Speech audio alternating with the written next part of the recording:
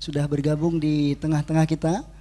Guru kami Kiai Haji Abdullah Gimnastiar, insyaallah langsung saja untuk dialog insyaallah supaya lebih interaktif insyaallah. Kepada AA dan Kiai dipersilahkan.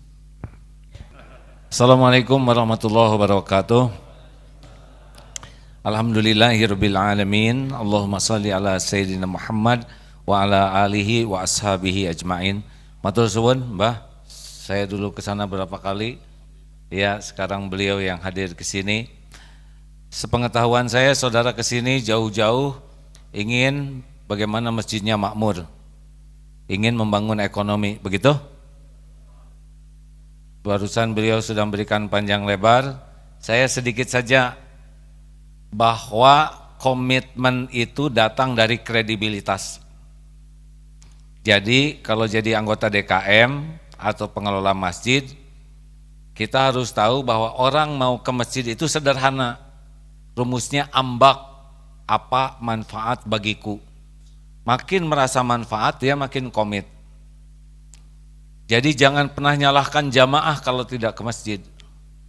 Mereka itu adalah amanah dari Allah kepada orang yang sudah diberikan taufik senang ke masjid.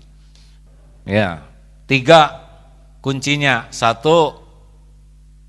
pengelola harus kredibel. Kredibilitasnya bagus.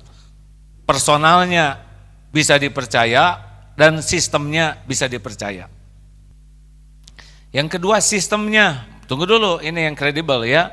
Pertama personalnya, yang kedua orangnya, sistemnya. Alhamdulillah kalau kita pakai standar yang baik, penulisan yang baik, terdokumentasi baik, saya kira di Jogokarian tuh sangat baik sekali itu penulisan-penulisannya. Jadi budaya profesional itu adalah budaya tulisan.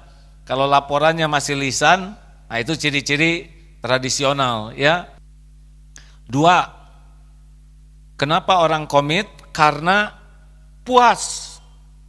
Kita tidak akan datang kepada yang mengecewakan. Benar? Maka masjid itu harus sigma kepuasan.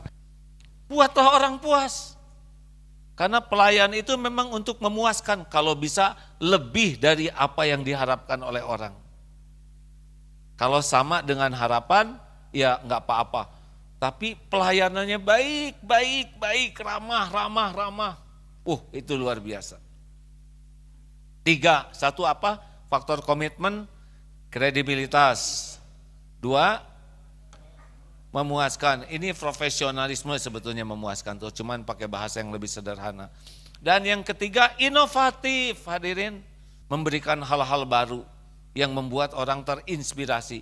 Jogokarian punya inovasi-inovasi, makanya jadi terkenal di Indonesia. Enggak standar saja, ya kan Mas? Kalau enggak ada inovasi, enggak bisa. Nah, inovasi datang dari mana? Inovasi itu datang dari input.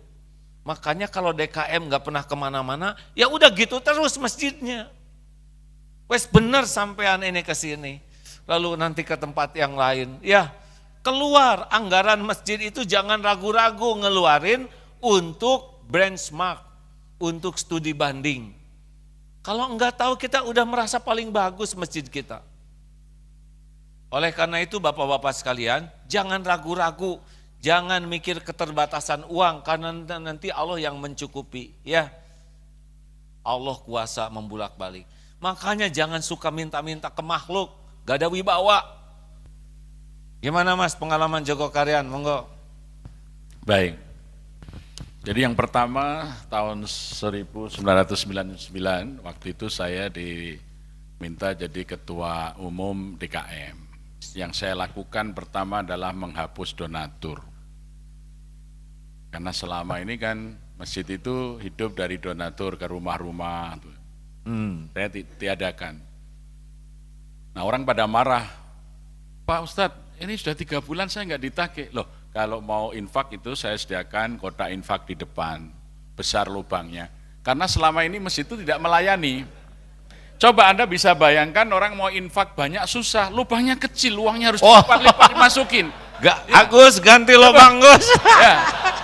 Yang kedua, Kalau mau infak mencari kotaknya susah, kadang-kadang harus di jalan, di dalam, lepas sepatu dulu. Maka saya rubah kotak infak, saya buat besar, lubangnya besar, saya taruh di pinggir jalan, di halaman. Lubangnya besar banyak yang perlu nanti kan? Alhamdulillah, kalau dulu tahun 2003 infak setahun hanya 9 juta, sekarang setahun 3,6. 3,6 miliar Ya, setahun. ya, karena dimudahkan. Yang kedua saya lihat kalau Jumatan banyak orang sudah ambil dompet, dibuka karena ratusan semua nggak jadi dimasukkan lagi. Maka hari Kamis saya minta remaja masjid tukar ke Bank Indonesia pecahan 50.000, 20.000, 10.000. Sebelum Jumat berdiri depan. Bapak-bapak yang mau infak belum bawa uang yang dimaksud silakan tukar uang baru. Oh. Ya. Nah, ini namanya inovasi, benar?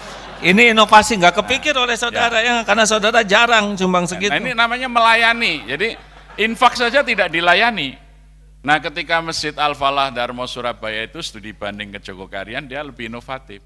Di gerbang utama itu ditaruh brankas.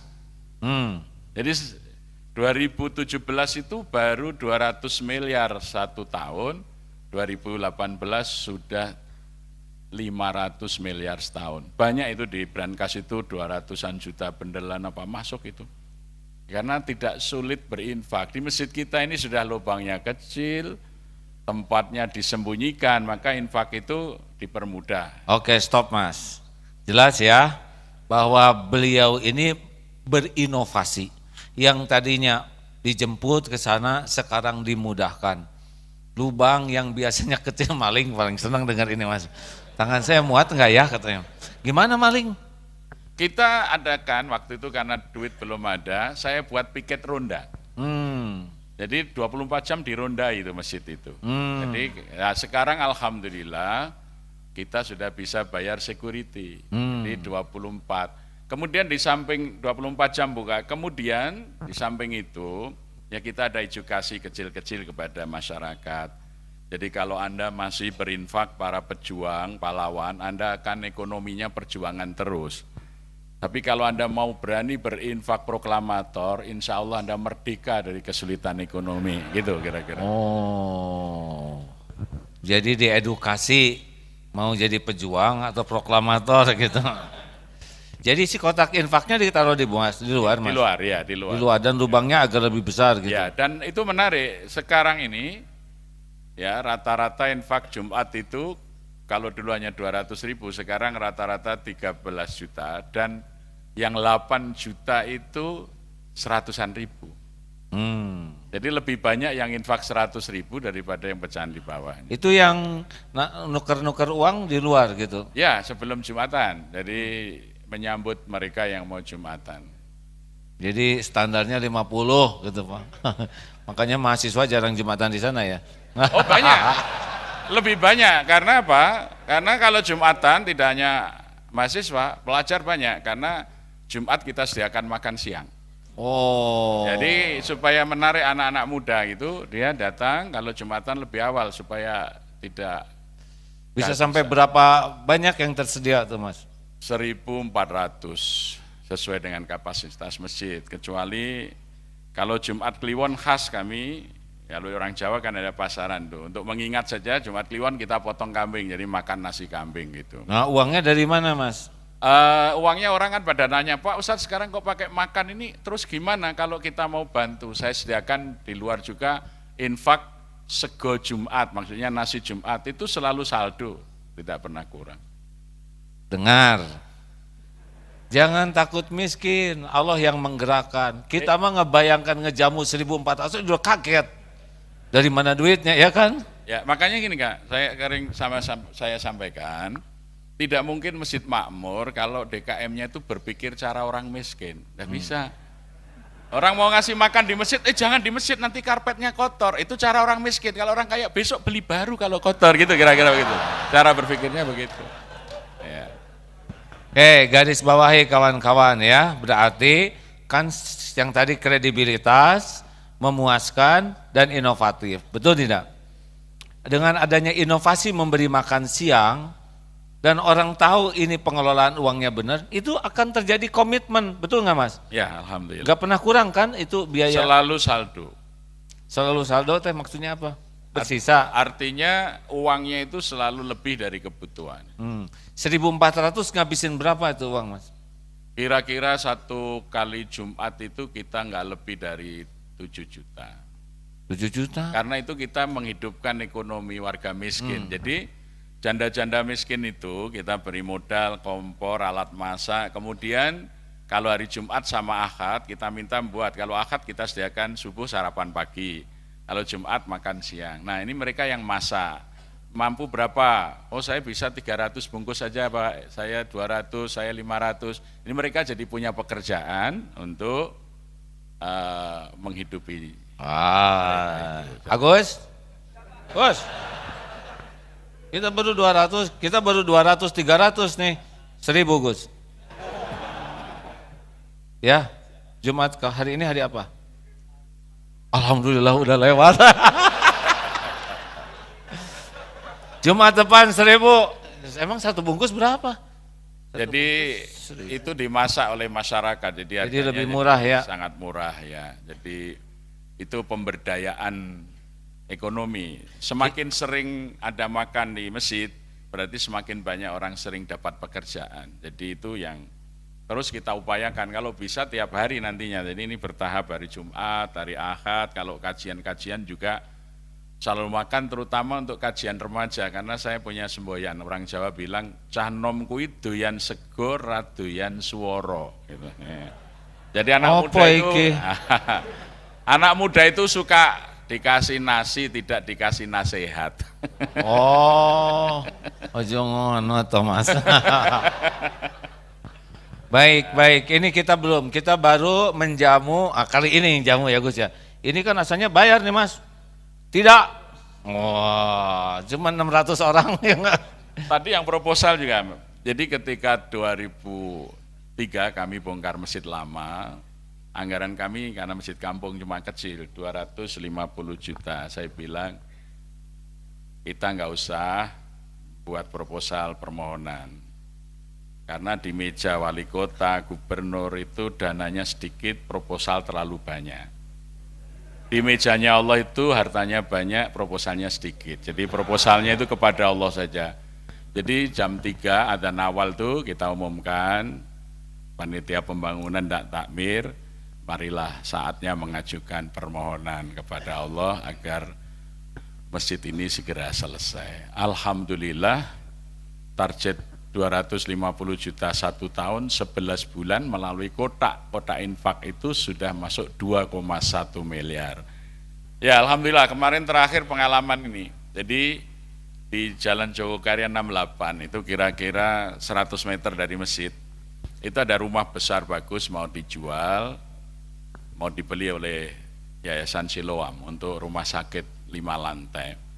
Luasnya 2.219 meter. Kalau itu dibangun masjid kami nggak kelihatan, karena masjid kami hanya 3 lantai. Maka saya datangi pemiliknya, kebetulan orang Jakarta, saya nanya, gimana kalau dibeli masjid? Pertanyaannya, masjid punya duit katanya. Saya jawab, insya Allah. Ini sudah ditawar 15,5 miliar. Hanya pembayarannya dia minta bertahap. Kalau masjid mau beli, silahkan harganya sama, tapi 1 bulan saya beri waktu. Maka pulang saya unggah di WA grup masjid, insya Allah masjid mau beli rumah dan tanah Jalan Jogokarya 68 seharga 15,5 miliar. Alhamdulillah kita sudah punya modal 50% niat, 50% doa. Mohon dibantu berdoa. Respon awal sebagian besar amin, hehehe gitu ya. Tapi seminggu kemudian ada orang telepon, Pak Kiai bisa datang ke Surabaya? Nah, kok sampai Surabaya saya datang. Singkat cerita nanya, kenapa harus dibeli itu? Berapa harganya? Ya saya bilang lah, kalau sekarang masjid punya duit berapa? Alhamdulillah belum sampai sekarang. Saya bilang ya. Nah terus ya kalau Bapak mau pinjamin ya 1 tahun, nanti kita cicil, itu rumah untuk tanggungan.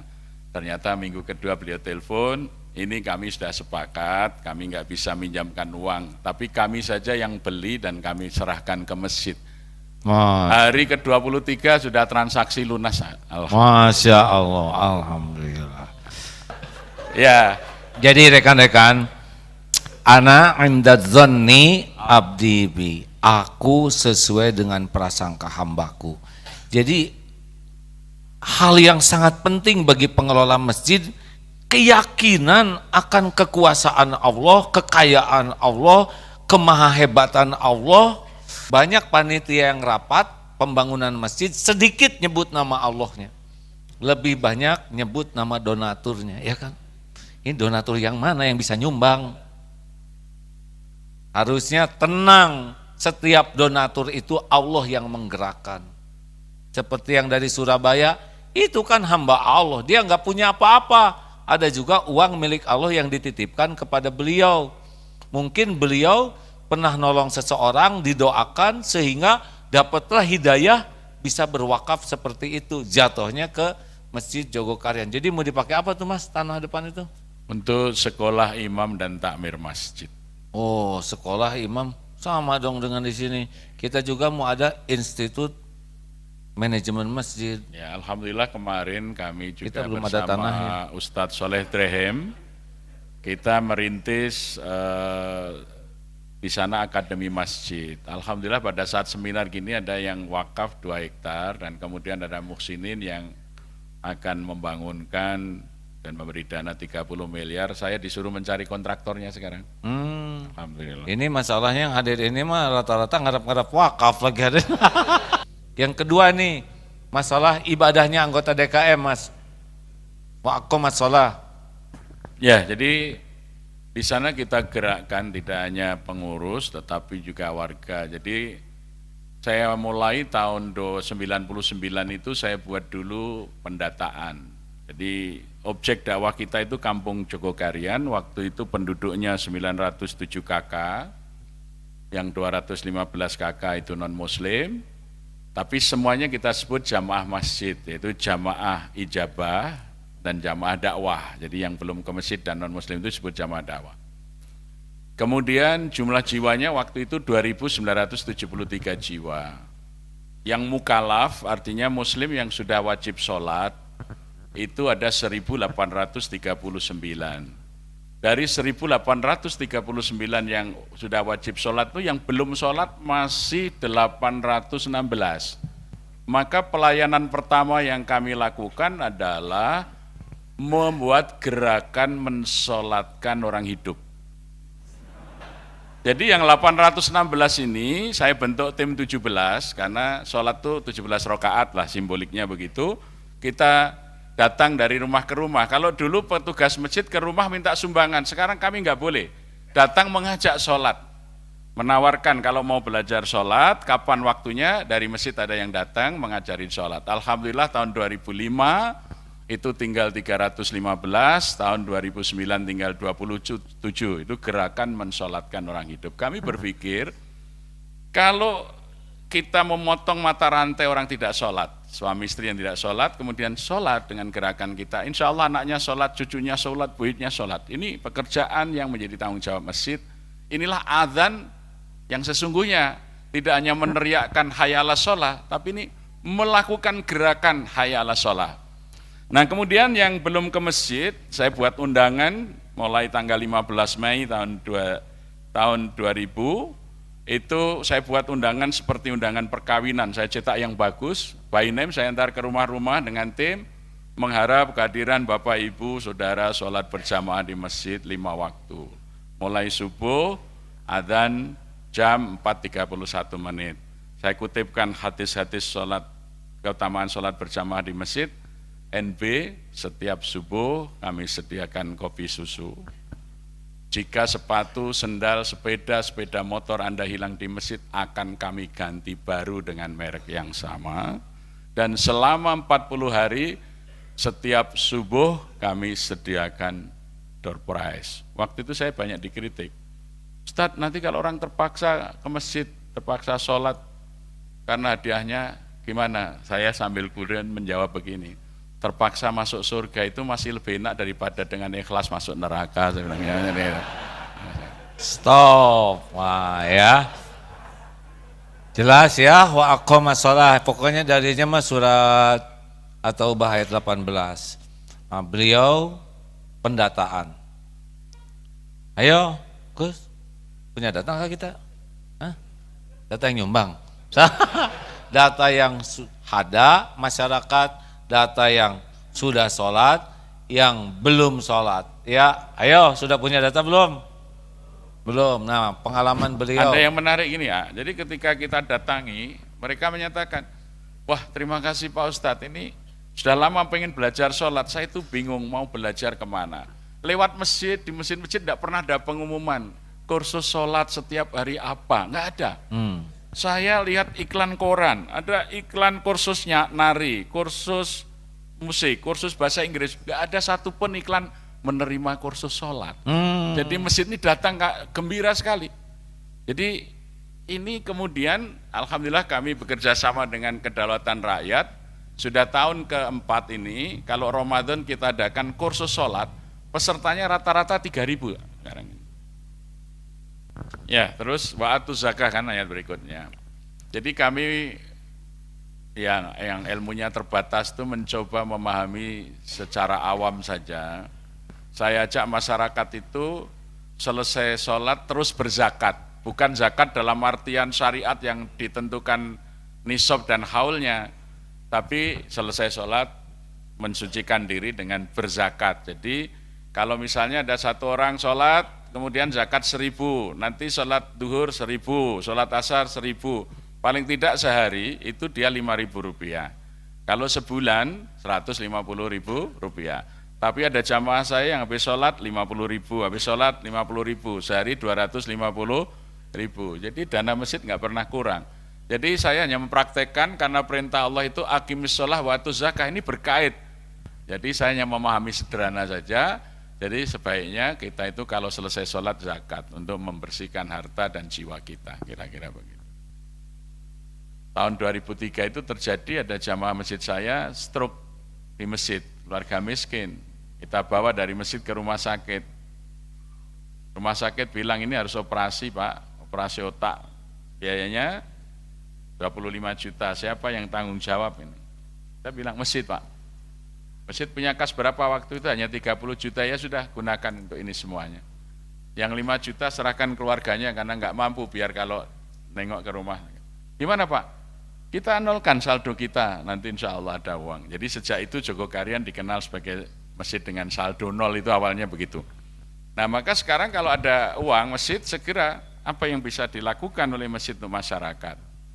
Alhamdulillah ini tahun 2017 kita sudah punya program benar-benar rumah jamaah. Jadi kalau 2017 18 rumah yang sudah kita perbaiki. Kamar mandinya, toiletnya, dapurnya, ruang tamunya, kamar tidurnya, ini yang nggak layak kita perbaiki dengan dana masjid. Tahun 2018 kemarin 22 rumah dan tahun ini kita akan melakukan perbaikan 30 rumah. Dan tahun ini kita mulai membangun Jogokarian lantai 2, bukan masjid maksudnya, rumah warga miskin yang kecil-kecil itu, supaya tidak dijual ke pihak lain ketika jatuh warisnya, kita bantu di tingkat rumahnya, sehingga bawahnya ini bisa untuk jualan, atasnya untuk rumah tinggal. Ya. Ini kita mulai bertahap dari kas masjid. Alhamdulillah, semangat. Kita bangun peradaban berawal dari masjid. Kita bangun masyarakat berawal dari diri kita sendiri. Sepakat? Saya kira obrolan kita pagi ini banyak hal. Bagi saya sendiri banyak yang saya dapatkan. Mudah-mudahan beliau juga mendapatkan manfaat dari pertemuan ini. Yang paling penting adalah apa yang bisa kita lakukan sesudah ini. Mau saya undang, kebetulan saya sedang diserai mengelola masjid di Gresik. Itu alhamdulillah ada seorang pengusaha yang setelah datang ke Jogokarian, kemudian dia undang saya, kita dikasih tanah 5 hektar, Masya Allah. dikasih untuk pembangunan masjid, sementara ini dikasih 100 miliar. 100 miliar? Ya. Kita cuma 32, Ya. siniin sebagian. Kemudian beliau punya perusahaan dan CSR-nya itu disuruh mengelola masjid 1 bulan 600 juta. Oleh karena itu Masya saya pengen undang AA yang di sana, ini sudah 50% pembangunan, nanti sebelum Ramadan kalau sempat. Masya Allah. Insya Allah. Insya Allah Mas. Alhamdulillah. Saya bersyukur bisa bertemu dengan beliau dan sahabat-sahabat sekalian. Semoga ini menjadi bagian karunia Allah agar kita termasuk salah satu yang mendapat naungan di antara 7 golongan, yaitu orang yang hatinya selalu terpaut ke masjid. Matur suwun Mas, semoga setiap ada perbuahan kebaikan mengalir juga pahalanya bagi Mas, bagi tim di Jogokarian, dan semoga ini dipelihara oleh Allah sehingga di dunia dirasakan manfaatnya dan terutama di akhirat nanti. Matur suwun. Kata kuncinya adalah bersungguh-sungguhlah dalam memegang amanah ini.